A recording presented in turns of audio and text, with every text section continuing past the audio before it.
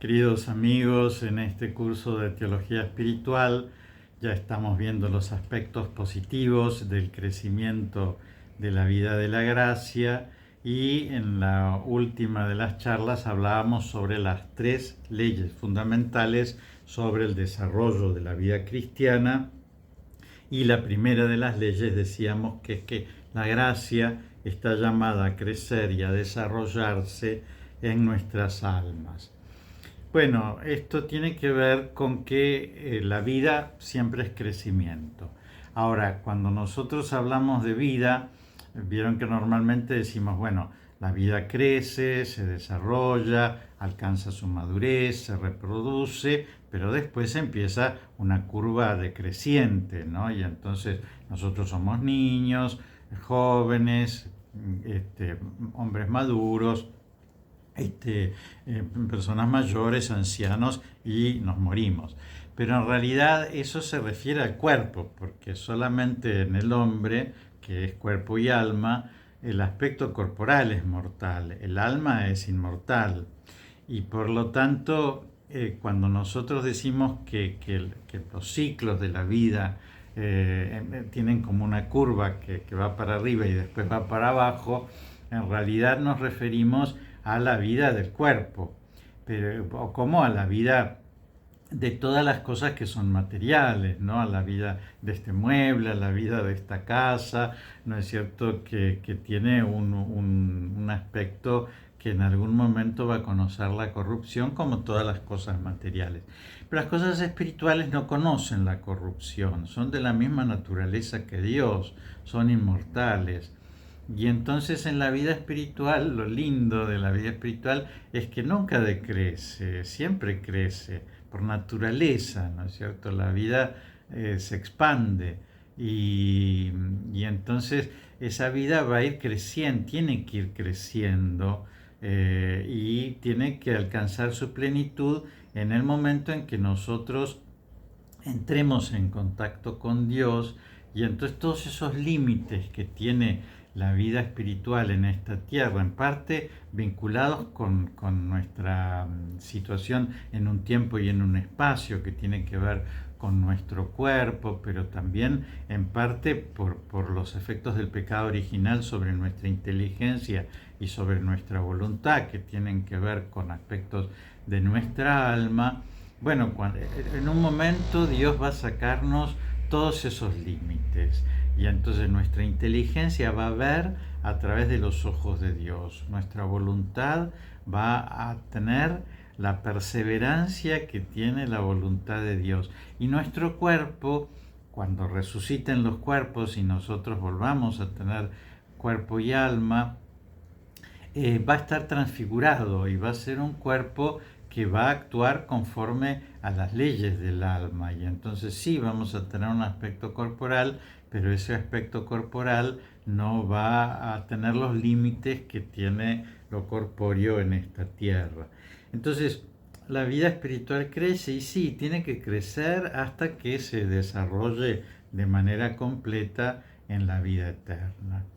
De tal manera que, ¿qué pasaría con un... Vieron que si nosotros tenemos una planta de plástico, siempre va a estar igual, ¿no es cierto? No va a crecer, ¿no? Ahora, si tenemos una planta que no es de plástico, que es natural, pueden pasar dos cosas, o que crezca, que dé fruto, que dé flor, o que empiece acá a ponerse fea, ¿no es cierto? Pachucha, como dicen en España. Y entonces, bueno, es decir, lo lógico de la vida es que crezca y que dé fruto. Lo otro es algo regresivo. Y entonces, en la vida espiritual, nosotros tenemos que conocer más, tenemos que acercarnos más a la verdad. Nuestra voluntad tiene que crecer y acercarse cada vez más al bien.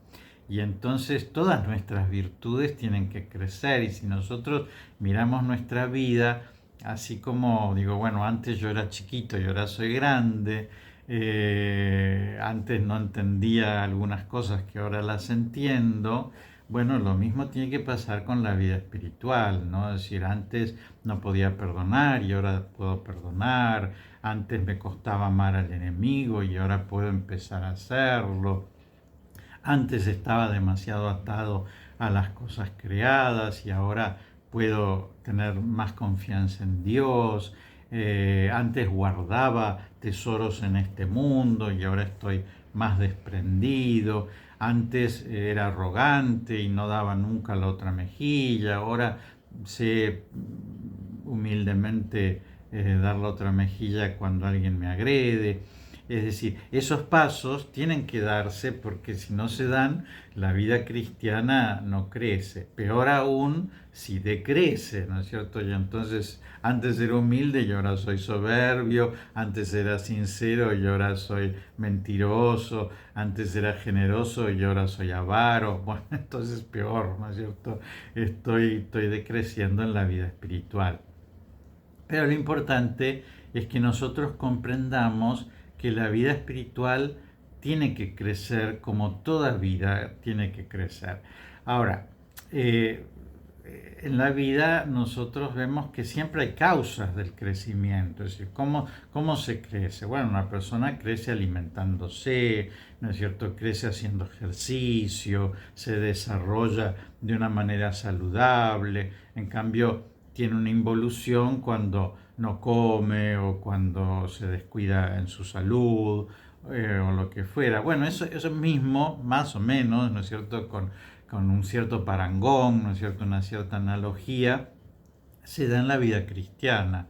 Si para que crezca tiene que alimentarse, tiene que fomentarse, tiene que hacer determinados ejercicios espirituales para que pueda desarrollarse.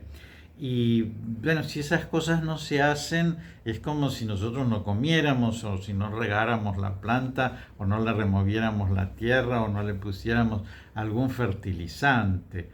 Entonces la vida espiritual tiene que crecer y tenemos que conocer de alguna manera aquellas cosas que la hacen crecer. Me adelanto un poquitito al tema de las próximas dos leyes del crecimiento de la vida espiritual, que va a crecer sustancialmente porque Dios la hace crecer, es decir, porque la vida de la gracia, como la gracia propiamente lo indica, es un don.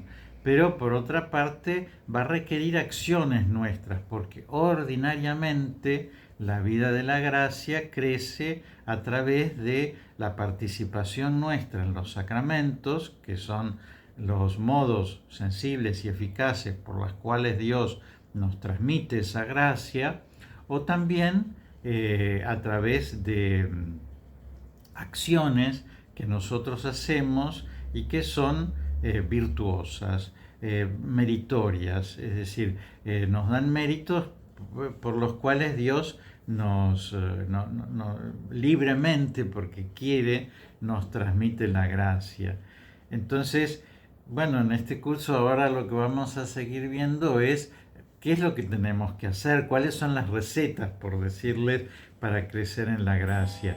Pero lo primero y lo que nos tiene que quedar claro ahora, ¿no es cierto?, con esta primer ley de que la gracia tiene que crecer porque es vida, es eso, de que nosotros no podemos hacer la plancha en la vida espiritual, ni podemos darnos por tranquilos porque no pecamos gravemente y entonces estamos en gracia, como muchas veces decimos, ¿no? Sino que nosotros tenemos que desarrollar la vida cristiana. Y cuando miramos la vida de un santo, miramos Teresa de Calcuta y decimos, a ver, ¿por qué ella amaba más que yo? ¿Por qué ella podía hacer una obra tan linda como hizo y yo no puedo?